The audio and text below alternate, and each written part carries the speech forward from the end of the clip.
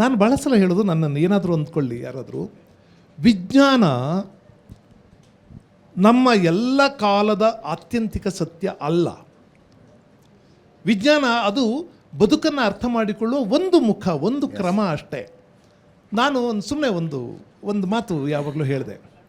ಅಬ್ದುಲ್ ಕಲಾಂ ಎಷ್ಟು ದೊಡ್ಡವರು, ನಮ್ಮ ಸಿದ್ಧಗಂಗೆ ಶಿವಕುಮಾರ ಸ್ವಾಮಿಗಳು ಎಷ್ಟು ದೊಡ್ಡವರು, ಸಾಲುಮರ ತಿಮ್ಮಕ್ಕ ಎಷ್ಟು ದೊಡ್ಡವರು ಅಂದರೆ ನೀವು ಯಾವುದ್ರಲ್ಲಿ ಅಳಿತೀರಿ ಇದನ್ನು? What is your parameters? ನಿಮಗೆ ಯಾರ್ಡ್ ಸ್ಟಿಕ್ ಏನು?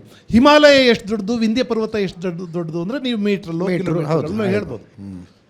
ಅಥವಾ ಅರೇಬಿಯನ್ ಸಿ ಎಷ್ಟು ದೊಡ್ಡದು, ಶಾಂತಿ ಸಾಗರ, ಪೆಸಿಫಿಕ್ ಓಷನ್ ಎಷ್ಟು ದೊಡ್ಡದು ಅಂದರೆ ನೀವೇನೋ ಒಂದಿಷ್ಟು ಸ್ಕ್ವೇರ್ ಕಿಲೋಮೀಟರ್ಸ್ ಅಂತ ಏನೋ ಹೇಳ್ಬೋದು.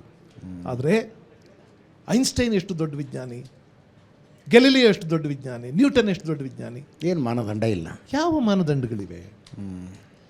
ನನಗೆ ನಮ್ಮ ಅಪ್ಪ ಎಷ್ಟು ದೊಡ್ಡವರು, ನಮ್ಮಮ್ಮ ಎಷ್ಟು ದೊಡ್ಡವರು, ಯಾವ ಮಾನದಂಡಗಳಿವೆ?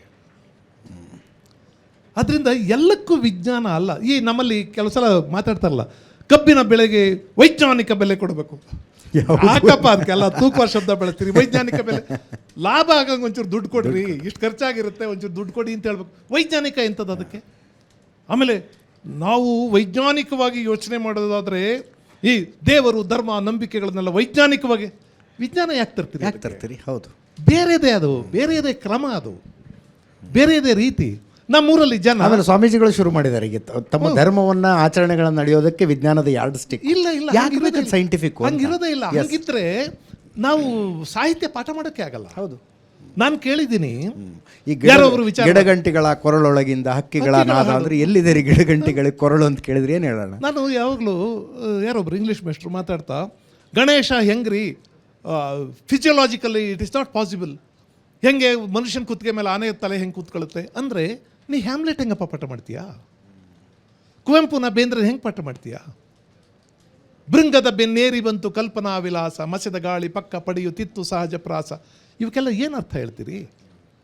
ಅರೆ, ನಾವು ಕಲೆಯನ್ನು ಗ್ರಹಿಸಬೇಕಾದಂಥ ದೃಷ್ಟಿಕೋನ ಬೇರೆ, ಆಧ್ಯಾತ್ಮಿಕ ಸಂಗತಿಗಳನ್ನು ಗ್ರಹಿಸಬೇಕಾದ, ತಾತ್ವಿಕ ವಿಷಯಗಳನ್ನು ಗ್ರಹಿಸಬೇಕಾದ ದೃಷ್ಟಿಕೋನ ಬೇರೆ, ವಿಜ್ಞಾನ ಬೇರೆ. ನಾನು ಅದಕ್ಕೆ ಹೇಳ್ತಿರೋದು, ವಿಜ್ಞಾನ ಈಗ ಹೆಚ್ಚು ಜನಪ್ರಿಯವಾದದ್ದು, ಆಧುನಿಕ ಕಾಲದಲ್ಲಿ ಹೆಚ್ಚು ಪಾಪ್ಯುಲರ್ ಆದದ್ದು, ಒಪ್ಕೊಳ್ಳೋಣ.